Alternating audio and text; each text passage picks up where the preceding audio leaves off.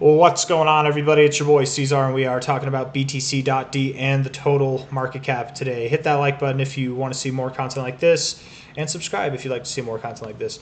For those of you that don't know what these charts are, I'm just going to do a brief description. Total is the crypto market cap, total market cap of the whole crypto space, which is about $2.102 trillion right now. So there's that. That's the market cap. If you don't know what a market cap is, Google that. I don't know if I'm going to explain that here, but it's a pretty easy concept to understand, right? BTC.D is the percentage of the total market cap, essentially, right? So that's 57.4% of the total market cap. I want to go over this chart first, and then we'll go over the total chart. And without any further ado, let's get started. So what I think is pretty exciting about the BTC.D chart is, depending on how you want to take it, whether it's this high to this low or this high to this low, which is the overall low, but this is kind of the low of the move, you know, it's hard to say.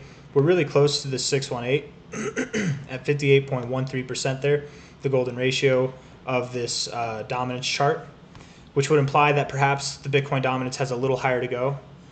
Maybe crypto bleeds a little bit more, because normally this this thing moves up while crypto's bleeding, normally.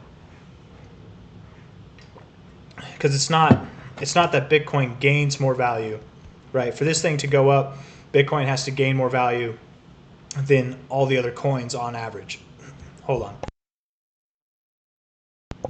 And if it does that, that would mean that if it's growing, if it's gaining more, it would have to grow at a faster rate than a lot of these altcoins. But that normally doesn't happen. Instead, what happens is when things dump, Bitcoin gains in value versus altcoins and the rest of the market, because it just doesn't dump as hard. So this thing going up generally is not good for the market. And I bet if we compared it here to total 2, actually maybe just others, which is the crypto total market cap excluding the top 10. If we do that, you can see, right, when this thing's moving down, the rest of the crypto market's moving up. That's what the orange line is. It's the rest of the crypto market, literally, okay? When this thing's moving up, rest of the crypto market's moving down. They can move up together, right? And they can even move down together at times. But generally speaking, they are pretty inverse, right? It wasn't until this thing took a dive, really, that I guess crypto kind of topped off whenever this thing started to take a dive. It started to move down from here, and that's when crypto started to move up overall. Really took a dive, crypto topped off. And then at its low point here, crypto started to move down as dominance started to increase. And they've moved up together, which is kind of odd. Kind of very odd, actually. Bitcoin's been outperforming most of the market, which actually, that's something I noticed, and I don't know what to make of that, man. This is the weirdest crypto cycle so far. Because here we are past the halving, and the average crypto has not outperformed Bitcoin this cycle. And that's what this is saying, right? Because everything's been going up, sure. But the average coin from the beginning of the cycle, right, from January of 2023, December, November of 2022, from this time back here, every coin's been moving up. Dominance has just been going up along with it, which implies that the average coin is actually not doing as well as Bitcoin is. That's all that implies. Everything's going up. Bitcoin's just going up more on average, right? They're going up together, but this would not move up if most coins were outpacing Bitcoin. And again, normally that's what happens. Most coins do outpace Bitcoin. When the market's good, Bitcoin is moving down. Kind of odd, this cycle. I wonder how many alts are going to get wrecked, man. I bet it's a lot of these new alts too. It's kind of my thoughts. Anyways, went off on a little bit of a different direction there. Let's continue. So I didn't even actually finish with this here. So from the top to the bottom, the 618 here would imply that we go up a little bit more, and maybe we do. Maybe we do. I can get rid of this though, right? We've seen the correlation. High to low here. We are right at the 618. So maybe we turn around here. It's hard to say, but either way, I would expect that this dominance going up is soon to be at its end. Whether it's based off of this 618, whether it's based off of this one, whatever, tomato, up a little bit more, maybe. Or right here, we're about to turn around, which generally, whenever we're moving down, as we saw, I'm going to bring that thing back. anytime that we were moving down, that was good for the rest of the markets. So if we're about to see that next leg down, which maybe takes us lower, maybe it's a higher low, whatever it is, it's still going to be good and cause the overall crypto market to move alongside with it. So total, if we're looking at total here, I took this one, I thought I took it out of log, but I guess I put it back in log.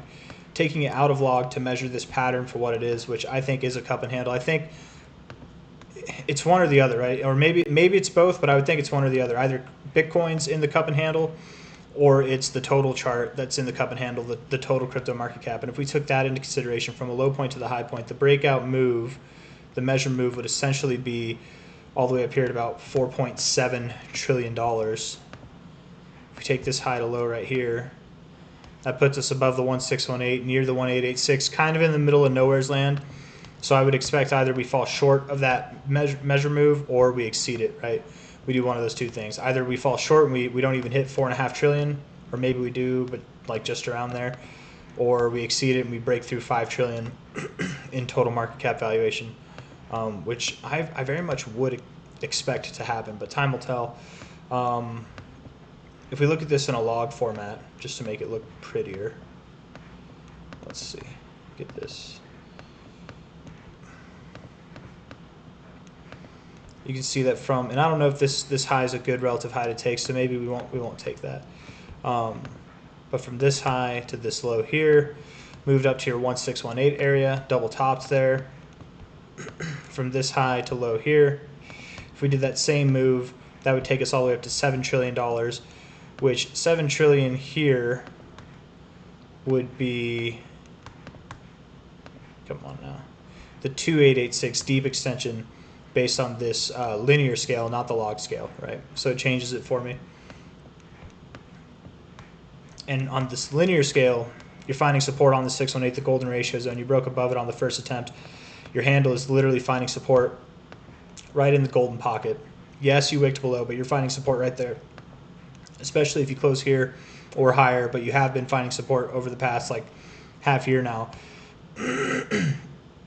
Getting that breakout move to soon happen would really be nice to see, man. Really just moving up here. What was I gonna say?